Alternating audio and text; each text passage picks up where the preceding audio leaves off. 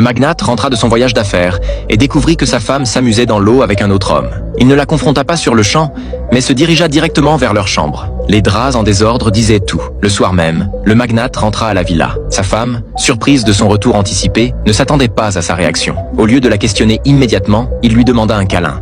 I love you. Sa femme répondit vaguement, se détourna et partit, sans savoir qu'il allait l'arrêter en plein mouvement. Il posa le canon de son arme sur sa tête et appuya sur la gâchette.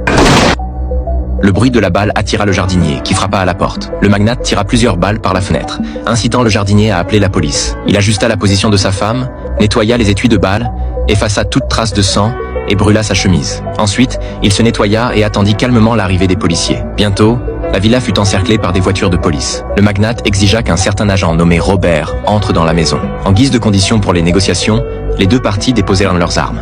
Le magnate avoua son crime, mais lorsque Robert aperçut la photo accrochée au mur, il se précipita vers elle, visiblement bouleversé, car il était l'amant de la femme du magnate. Le magnate leva lentement son arme pour s'approcher, mais Robert riposta de manière inattendue en frappant violemment le magnate à la tête. Ce dernier fut immédiatement arrêté, tandis que sa femme, encore en vie, fut emmenée d'urgence à l'hôpital. Le magnate fut accusé de tentative de meurtre. L'arme du crime avait été laissée sur place, et la police avait en sa possession une confession signée par le magnate. Le procureur responsable de l'affaire, Willy, se croyait assuré de sa victoire. Pourtant, le magnate lui donna une leçon. Condamner un homme n'est pas aussi facile qu'il y paraît.